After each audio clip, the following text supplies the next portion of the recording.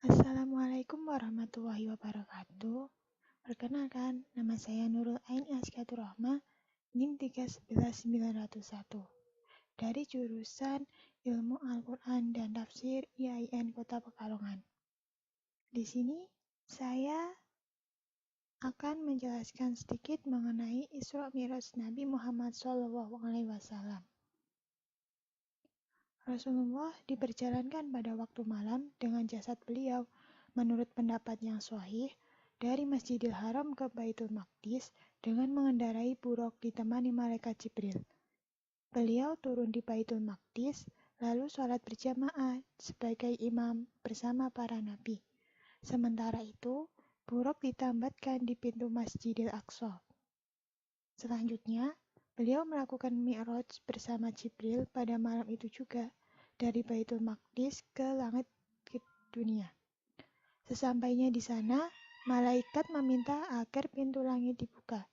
Pintu langit dunia pun terbuka. Rasulullah berhadapan dengan Adam, bapak manusia. Beliau mengucapkan salam kepadanya.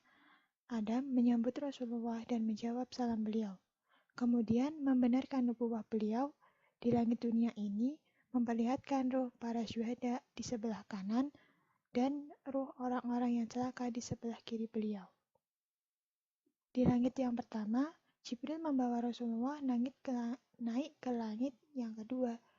Jibril meminta agar pintu langit kedua dibuka.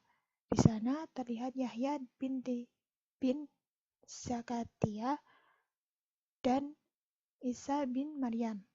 Kemudian beliau menemui dan mengucapkan salam kepada keduanya. Yahya dan Isa menjawab salam beliau, menyambut kedatangan beliau dan membenarkan nubuwah beliau. Dari langit kedua, Jibril membawa Rasulullah melanjutkan ke langit ketiga. Di sana, beliau melihat Yusuf. Beliau mengucapkan salam kepadanya. Yusuf menjawab salam beliau, menyambut kehadiran beliau, lalu membenarkan nubuwah beliau. Selanjutnya, Jibril membawa Rasulullah naik ke langit keempat. Di sana ada Idris. Beliau mengucapkan salam kepadanya, menyambut kedatangan beliau dan membenarkan nubuwah beliau. Dari langit keempat, Jibril membawa Rasulullah ke langit kelima. Di sana, beliau melihat Harun bin Imran. Beliau mengucapkan salam kepadanya. Harun pun menyambut kedatangan beliau dan membenarkan nubuwah beliau. Kemudian, Jibril membawa Rasulullah ke langit keenam. Musa menangis, maka beliau bertanya, "Apa yang membuatmu menangis?" Musa menjawab, "Aku menangis karena ada nabi yang diutus sepeninggalku dan umatnya yang masuk surga lebih banyak ketimbang umatku." Dari langit keenam, Jibril membawa Rasulullah ke langit ketujuh. Di sana beliau bertemu dengan Ibrahim. Rasulullah lalu mengucapkan salam Ibrahim, menyebut kedatangan beliau dan membenarkan nubuwah beliau. Selanjutnya, Rasulullah dibawa naik ke langit ke Sidratul Muntaha. Lalu, di Baitul Ma'mur, di sini Rasulullah dibawa naik lagi untuk bertemu dengan Allah yang Maha Besar. Beliau langsung dengannya tanpa jarak. Allah lalu mewahyukan kepada Rasulullah apa yang dia kehendaki dan menurunkan perintah sholat fardu 50 waktu. Setelah itu, Rasulullah turun hingga bersua lagi dengan Musa. Musa bertanya, "Apa yang Allah perintahkan kepadamu?" Rasulullah menjawab, "Sholat 50 waktu, umatku takkan sanggup melakukannya." Kata Musa, "Temui lagi Tuhanmu dan mintakanlah keringanan bagi umatmu kepadanya." Rasulullah berpaling ke arah Jibril. Seakan minta pendapat, Jibril berkata, "Silahkan saja, kalau engkau memang menghendaki." Jibril kembali membawa Rasulullah naik untuk menghadap Zat yang Maha Kuasa dan Maha Tinggi yang bersinggasana di Arsy. Allah memberikan pengurangan sebanyak 10 waktu dari 50 waktu sholat fardu kepada Rasulullah. Rasulullah turun lagi dan berjumpa dengan Musa. Beliau menyampaikan pengurangan 10 waktu yang diberikan Allah bagi umat beliau. Namun Musa berkata, "Kembalilah kepada Tuhanmu, mintalah keringanan lagi." Rasulullah pun mondar-mandir antara Musa dan Allah, hingga akhirnya Allah mengurangi kewajiban sholat fardu 50 waktu menjadi 5 waktu. Musa masih saja mendesak Rasulullah untuk kembali menghadap Allah dan meminta keringanan. Rasulullah pun berkata, "Aku malu kepada Tuhanku, aku sudah ridha dan menerima perintahnya ini." Tidak lama setelah itu, beliau meninggalkan Musa. Terdengar suara menyerukan, "Engkau telah menerima perintahku dan aku sudah memberi hamba-hambaku keringanan." Selanjutnya, Ibnu Qayyim menyebutkan perbedaan pendapat tentang bagaimana Rasulullah melihat Allah.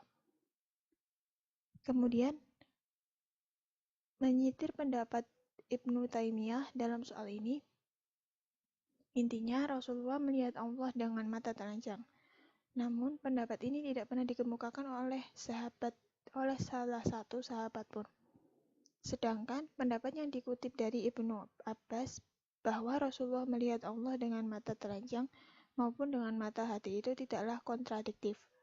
Seperti firman Allah dalam surat An-Najm ayat 8 yang berbunyi, "Tsumma dana fatadalla." Kemudian ia mendekat lalu bertambah dekat lagi. Quran surat An-Najm ayat 8. Ini tidak mengisahkan peristiwa Isra Mi'raj. Dalam ayat ini, yang mendekat dan bertambah dekat lagi adalah malaikat Jibril. Pendapat ini dikemukakan oleh Aisyah dan Ibnu Mas'ud. Konteks ayatnya pun menunjukkan hal ini dengan jelas. Sedangkan dalam hadis Isra, jelas sekali disebutkan bahwa yang mendekat dan bertambah dekat lagi adalah Allah. Kendati demikian, ayat surat An-Najm ini tidak bertentangan dengan hadis tentang Isra. Bisa ditafsirkan bahwa Rasulullah melihat Jibril dalam wujud aslinya sekali lagi di Sidratul Muntaha. Dengan demikian, beliau melihat Jibril dalam wujud aslinya sebanyak dua kali, satu kali di bumi dan satu kali lagi di Sidratul Muntaha. Peristiwa pembelahan dada Rasulullah juga ini terjadi pada kesempatan ini. Selama perjalanan Isra dan Mi'raj ini, Rasulullah menyaksikan banyak hal, di antaranya sebagai berikut. Yang pertama, beliau ditawari susu dan khamar. Beliau memilih susu, lalu terdengar suara berkata, "Engkau dianugerahi fitrah dan engkau telah memilih fitrah. Andai kata engkau memilih khamar, maka umatmu bakal tersesat." Kemudian beliau melihat empat sungai di surga, 2 sungai di permukaan tanah surga, dan 2 sungai di bawah permukaan tanah surga. 2 sungai yang ada di permukaan tanah surga adalah Sungai Nil dan Sungai Eufrat. Artinya, risalah yang dibawa Rasulullah akan menebar dan bertanam kuat di lembah-lembah subur di tepian Sungai Nil dan Eufrat. Penduduknya juga akan menjadi pembawa panji-panji Islam dari generasi ke generasi. Apa yang dilihat Rasulullah ini tidak berarti kedua sungai itu berhulu di surga. Beliau melihat malaikat penjaga neraka yang tidak pernah tersenyum dan tidak pernah cerah wajahnya. Beliau juga melihat surga dan neraka. Beliau melihat orang-orang yang suka makan harta anak yatim secara zalim. Bibir mereka seperti bibir unta. Mereka disuapi potongan-potongan batu neraka yang menyala sebesar kepalan tangan, yang kemudian keluar lagi dari dubur mereka. Beliau juga melihat para pemakan riba yang berperut besar, sampai-sampai mereka tidak bisa bergerak dari tempat mereka. Para pengikut Fir'aun melewati mereka tatkala diseret ke neraka dan menginjak-injak mereka. Beliau melihat para pezina, di hadapan mereka tersaji daging berlemak lagi segar, dan di sebelahnya tersaji daging bernanah lagi busuk. Mereka justru makan daging bernanah dan busuk itu dan membiarkan dagingnya berlemak dan segar. Beliau melihat perempuan-perempuan yang memasukkan lelaki-lelaki asing ke dalam rumah mereka, padahal lelaki-lelaki itu bukan anak-anak mereka. Beliau melihat perempuan-perempuan macam itu digantung pada payudara mereka. Beliau juga melihat kafilah penduduk Mekah yang melakukan perjalanan pergi pulang ke Mekah. Beliau menunjukkan unta mereka yang terpisah dari kawanannya. Beliau minum air mereka dari bejana yang tertutup selagi mereka tidur, lalu membiarkan bejana itu tetap tertutup. Ini merupakan bukti kebenaran pernyataan beliau yang disampaikan keesokan harinya setelah malam Isra. Esok paginya, Rasulullah menemui warga Mekah dan menyampaikan tanda-tanda kekuasaannya yang telah diperlihatkan kepada beliau. Mendengar paparan Rasulullah, mereka makin keras mendustakan beliau dan makin kukuh menolak beliau. Mereka menantang beliau untuk menggambarkan Baitul Maqdis. Maka beliau memperlihatkan detail Baitul Maqdis di hadapan Rasulullah, seakan-akan beliau berdiri langsung di depan bangunannya.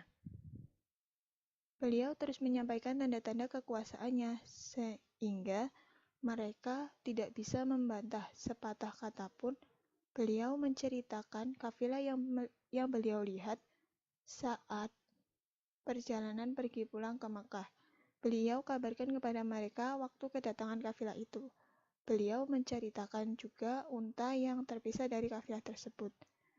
Terbukti bahwa kejadiannya sama persis dengan apa yang beliau sampaikan. Namun semua itu justru membuat mereka kian menjauh. Sungguh orang-orang zalim itu memang hanya menghendaki kekufuran. Ada riwayat yang mengatakan bahwa Abu Bakar dijuluki As-Siddiq karena dia orang pertama yang langsung membenarkan peristiwa Isra Mi'raj ini saat orang lain mendustakannya. Dalil paling jelas yang paling agung yang membenarkan perjalanan Rasulullah ini adalah firman Allah yang berbunyi Subhanalladzi asra bi abdihi lailan minal masjidil haram ilal masjidil aqsa alladzi barakna haulahu linuriyahu min ayatina innahu was-sami'ul basir, yang artinya Maha Suci Allah yang telah memperjalankan hambanya Nabi Muhammad pada malam hari dari Masjidil Haram ke Masjidil Aqsa, yang telah kami berkahi sekelilingnya agar kami perlihatkan kepadanya tanda-tanda kebesaran kami. Sesungguhnya dia maha mendengar, maha melihat.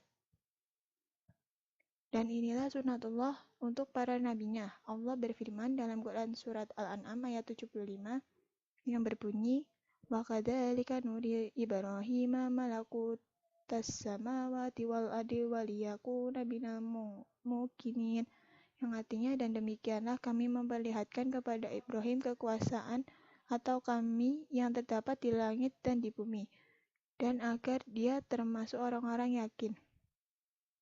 Allah berfirman kepada Musa, linuriyaka min ayatinal kubra, untuk kami perlihatkan kepadamu sebagian dari tanda-tanda kekuasaan kami yang sangat besar. Quran Surat Toha ayat 23. Allah menjelaskan tujuan dari kehendaknya memperlihatkan tanda-tanda kekuasaannya, yaitu agar dia termasuk orang-orang yang yakin. Setelah ilmu para nabi didukung dengan tanda-tanda kebesarannya yang disaksikan secara langsung, maka para nabi itu akan mencapai tingkat keyakinan yang tiada bandingnya. Hikmah yang dapat kita ambil dari peristiwa Isra Mi'raj ini yaitu menambah keyakinan akan kekuasaan Allah, memantapkan penghambaan pada Allah, mengingat kembali bahwa sholat adalah perintah yang diberikan langsung kepada Nabi Muhammad tanpa perantara.